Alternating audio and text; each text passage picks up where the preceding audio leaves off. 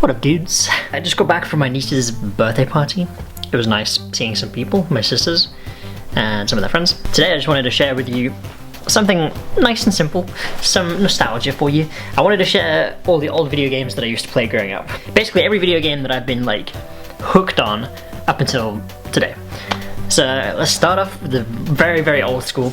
I was born in '92. My sister, I think, had a Sega Megadrive. That was the first console I was ever exposed to. You had to blow the cartridges and then put them into the slot in the top. It's kind of like using a toaster. Yeah, anyway, I just wanted to share some of these games. You guys probably never heard of any of them, but first game that I can remember, it was really difficult searching for these games in my brain, but the first game I remember is a game called Fantasy World Dizzy. So this little egg is called Dizzy. It's basically a platformer, like a 2D platformer. I just remember it being so difficult because you can't save games on the Sega Megadrive. You lose your progress if you die. So you can spend an hour on a game and die and then have to restart. Yeah, I just remember going around, you're basically just a little egg. I remember it being very, very kind of trippy and spooky at the same time. So there's a lot of mushroom references. Same with most video games, really. Most good video games have mushroom references hidden in them. Because basically hinting at the people that make these games, they are influenced by psychedelics. It's kind of like a little subtle hint, but if you look in most video games, you'll see like the very obvious Amanita muscaria, the red and white mushroom. But yeah, he's this tiny little egg, he doesn't say anything, and he wanders around trying to save his little friends. And yeah, it's just a very standard platformer, but I remember getting stuck on it, and I've never completed the game, ever. I mean, there's tons of other games I played, but I really like this one, and I'm not sure why I liked it so much. But yeah, that was when I was really, really young. Really young. I can barely remember that one. Moving on, Sonic the Hedgehog 2. That was my first experience with Sonic. I just remember running around with Tails, following me around, collecting rings. Yeah, you know, you guys have played Sonic before, I'm sure. But yeah, Sonic the Hedgehog 2. Watching the videos back on YouTube, like, the quality was awful. That one again is just a platformer. I mean, it's very basic, two-dimensional mostly. But yeah, same with that one. I never managed to complete it because if you die, you have to restart. There's no saving on Sega. And I remember this older kid came over. He was probably like 4 or 5 years older than me. He did a whole playthrough in about an hour and completed it. That was the first time I've ever seen anyone complete it, because back then YouTube wasn't a thing. You couldn't like watch tutorials. Like, the internet was barely a thing back then. And this kid just came over and completed it, and I was amazed. I was like, wow, I've never seen some of these levels. Like, I remember one of the last levels, you're on a plane. If I ever get a chance to play a Sega Megadrive again, I would love to complete these games, because I never got the chance to. Alright, moving on. My came back to live with us when we moved into Wales, and he had a PlayStation 1. The graphics got slightly better, there were a lot more games now. I played a few, and the one I really loved was Spyro the Dragon. Now, Spyro the Dragon is like this fantasy kind of 3D game now. It's a third-person dragon game.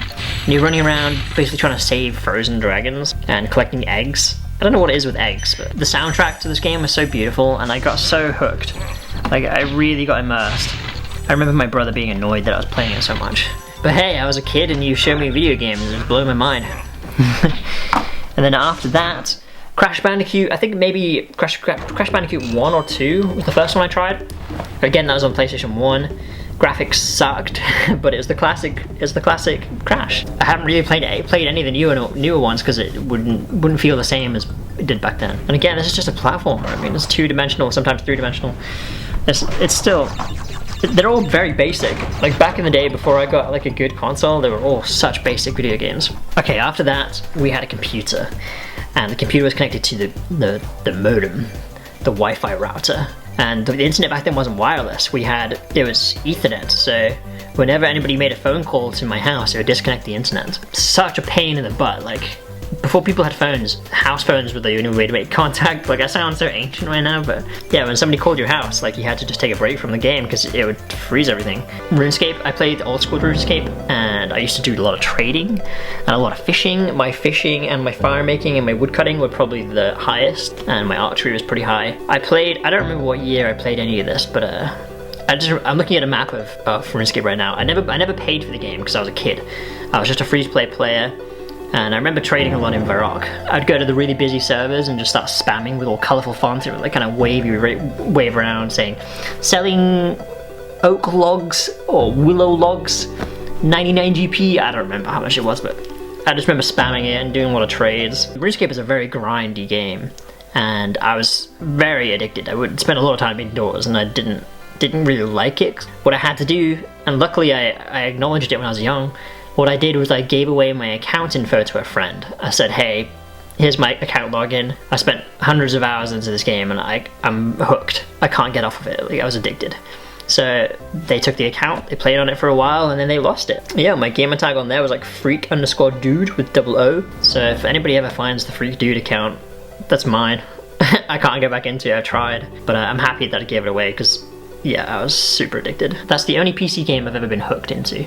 I've only written down the games that I was like, that was so memorable to me. Like, really inspiring games. Games that I really enjoyed. Like, I liked RuneScape because it was very kind of druidy, very mystical. There's a lot of like wizard talk and mages, and like I love armor and knights and goblins and stuff like that. Halo. So now I was exposed to the Xbox. A kid that lived across the road from me when I was living in Wales, when I kind of first moved to this town that I was living in. He was about my age. He had an Xbox. So I would go hang out in his room and we would play Halo 1 cooperative. So we'd do campaign mostly, just trying to beat the campaign together. I remember it was quite a clunky game. Like, I played it since and it was quite clunky. But Halo was the breakthrough game of Xbox. It was kind of the reason most people got into Xbox originally, was because of Halo. And yeah, it was massively popular. We played a lot of multiplayer together, but back then I don't think we were connected to the internet. No, we weren't. It was just me and him. And eventually we got a bit older.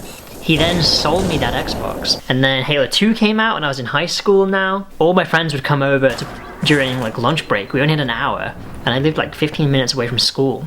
So we would run down the hill, play Xbox for like a few minutes, and then run back up to school. Like, all my friends would come over. We had so many controllers and just everyone was just screaming, getting overly excited and sweating. And yeah, the four of us just playing cooperative on my massive TV. I miss the co-op days where you had to like be in the physical proximity to play video games. I miss that environment. Playing online now is like, yeah, it's more personalized, but it's very lonely.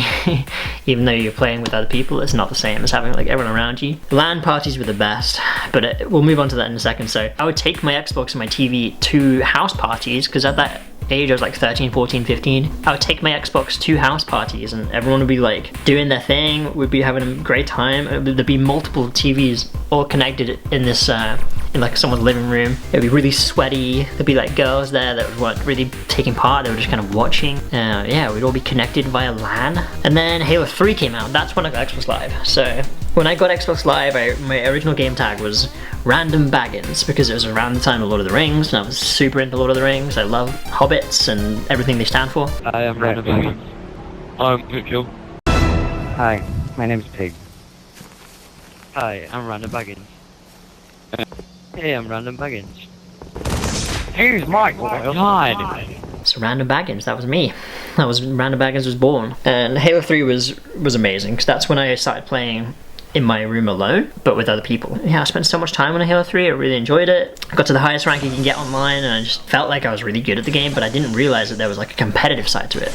Back then, I would have spent too much time trying to be competitive, but instead I was just kind of trashing like friends, because I enjoyed it. When Xbox Live came around, that's when everyone kind of separated. And then I grew up a bit older, Halo 4 came out, didn't really get into Halo 4, Halo Reach came first actually, and then Halo 4, and all that other stuff. But my friends all went to university anyway, and I got a job. Yeah, after high school I dropped out, got a job, just played a lot of video games, because I was stuck in Wales, didn't really know what I wanted to do in my life, and video games was my escape. Back then I really didn't have much control over how much time I put into it, so sometimes I would like really be indoors a lot, for like months at a time, just playing various games, mostly Halo. And I think video game addictions, they're unhealthy in a way, but they're a very healthy addiction, I would say, because you're not abusing any kind of substance, you're not doing any harm to your body other than the fact that you're not exercising. But I think mentally it's okay, because it's keeping you alert. Like, you have to be moving fast to kind of play a game at any kind of competitive level. Your reaction times are fast. Socially, probably not the best, because like everyone's just trash talking each other online, and there's no civil discourse, there's no really deep conversations. But I was just a kid back then, like I didn't, after that I took a break. I started doing YouTube full time. I turned 19 and like started making my channel. I really invested all my energy into that. And luckily I'd moved out by then, so I wasn't really with my Xbox setup. I was able to kind of forget about video games for a while, and it was nice. It was really nice. It was very, very social time for me. It was kind of my first time really getting out into the world and speaking to people.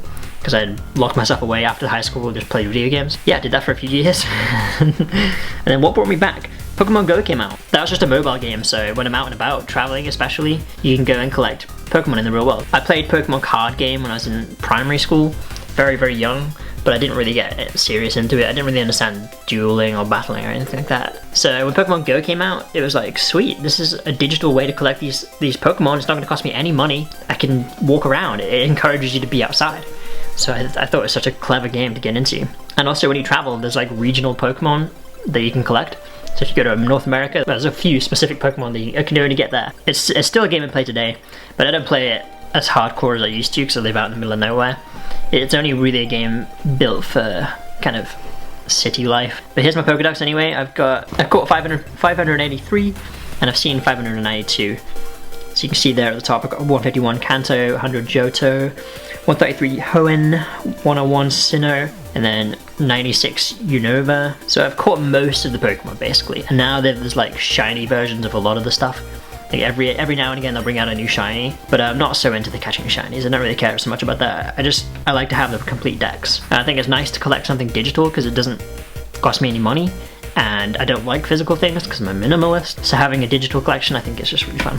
And it's a social game. It encourages you to go out and gather with people to battle things, like battle hard Pokemon to catch. And then Destiny 1 came out for the Xbox One. So I got rid of my original Xbox, and then got an Xbox One because it ran faster. Yeah, I played Destiny 1. Destiny was a game made by Bungie, who made Halo. So I was like a fan of Bungie. I really enjoy the Halo games. I thought Destiny would be like something similar because they sold Halo to another company, 343. But Destiny was just not what I was expecting. I mean, I played it for a little while because I thought doing raids was super fun, and raids in Destiny is still the coolest kind of multiplayer experience you can have in a video game, I think. But other than that, there's just barely any content updates and nothing was really happening. So Destiny 2 came out, I got that, same thing again. There was no content updates, and I just got really sad about it. I was like, why am I investing any time into this game when they're not giving us any updates? So I took another break from gaming. I took a while off. I just wasn't into anything. I was back into YouTube. I was traveling quite a lot around that time. I really spent a few years traveling and just not gaming whatsoever. And then I saw this one game came out and a bunch of YouTubers were playing it and it was getting loads of views, and I was like, why is everybody interested in this like third person shooter? And then I learned what battle royales are, and it's a game type that I've never played before because I'm used to just going into a match, you die, you respawn. That's what I'm used to. Or you go around and do quests. Like I wasn't used to 100 people in a match and you only get one life, and then if you die you're out. And you have to beat 100 people. Like that's such a crazy concept. Yeah, Fortnite came out. I was still traveling at the time, so I wasn't really eager to get into it. I was actually actively avoiding it because I didn't want to get sucked into this game because it looked really interesting. So I watched a few videos. It looked very psychedelic, the color schemes and the fact that you could just customize your character into any kind of wacky thing you want. There's a lot of mushroom references in the game, and yeah, the colors really stood out to me because it's a very psychedelic game. And then it hooked me. I gave it a try and it sucked my soul. It sucked me right into the game. No, I think the game is so beautiful. I think it's the best game that's ever been created so far, and it's the only thing that I've played the past 2 years, just over 2 years. So whenever I'm here in Wales, I game a little bit. Like this is my gaming setup. I'll show you. So this is not my bedroom. I don't sleep in here. This is just the guest bedroom. But I like the view here, so that's why I'm hanging out in here. So yeah, I've got a gaming monitor, I've got a BenQ, super fast reaction times. That's my Xbox One, and Control Freak's analog stick. This one's raised, the other one isn't. If it's rainy or if I'm just, bored, because I'm on lockdown, I've been playing a lot of Fort. I say a lot, I don't play anywhere near as much as I used to, because I'm mostly just making videos for you guys now, which is what I really love to do. Gaming is just an escape, Whenever my life is tough, I'm like, oh, I'll get sucked into games for a little bit. And that's where we're at right now. Like Fortnite is the only game I've played over the past couple years really that I've been like enjoying. But all those other games that I've grown up on, I've loved them all. I don't regret spending any time on video games because I think video games are a healthy obsession. They're nice. When VR becomes a thing, that's something I'll avoid. I don't think I'll get sucked into completely immersive games because I think that's gonna be an unhealthy route for whoever gets sucked into that. Because what you can do in video games, you can make it whatever you want. You don't have to play the objective either. It is fun just to run around. And I think the reason Fort is so interesting to me is because it has the building aspect. You have to build, shoot, edit your builds. You have to be doing like 3 things at once at all times to win fights. That's something that I've never had in a video game before. Video games have been very, very simple. You crouch, you shoot, you go behind cover. But Fortnite, you have to build your own cover. And people get very technical with it. And like the skill gap right now is so insane. I have around 2,000 wins, but it doesn't mean anything because I still can beat half the people who play this game right now. Because that was kind of like a route I was going to go down. I was like, I would like to stream, play Fortnite competitively because there's so much money to be earned doing tournaments and stuff in Fortnite. And people that win these tournaments, they spend 10 plus hours a day playing this game. And that is not the kind of time I want to invest to sitting indoors. So yeah, I just play for fun, usually late at night, nowhere near as often as I used to. But that's kind of where I'm at right now. Like video games are fun, but I like the real world a lot more. So that's just a little dive into memory lane with me. Thank you guys so much for watching. I'm curious, what kind of games are you guys into? So I never played any kind of Nintendo games. I was never into, I literally just had a Sega Megadrive, PlayStation 1, PlayStation 2, Xbox, and then Xbox One. Those are the only consoles I've ever had, but I've never really played any computer games, except for obviously Runescape. So I'm curious, what do you guys, first of all, what platform do you play on? What console? And then what games are you into? You can leave a list of games that you like, or if there's a game that you've really been immersed in and you really enjoy, I'd be curious to hear what it is. Maybe write why you like it. Go down in the comments, let's see what everyone's into. Thank you so much for being here today. If you want to watch yesterday's video, which I actually uploaded this morning, because I didn't manage to get it up last night, you can click there on the screen. If you want to watch the day before, you can click right there. And this little thing here will subscribe. I'm gonna go edit this and then eat some food, maybe sleep. Leave a like on the video, subscribe. And I'll see you guys. I'll see you guys tomorrow, because I upload every single day. Upload every day.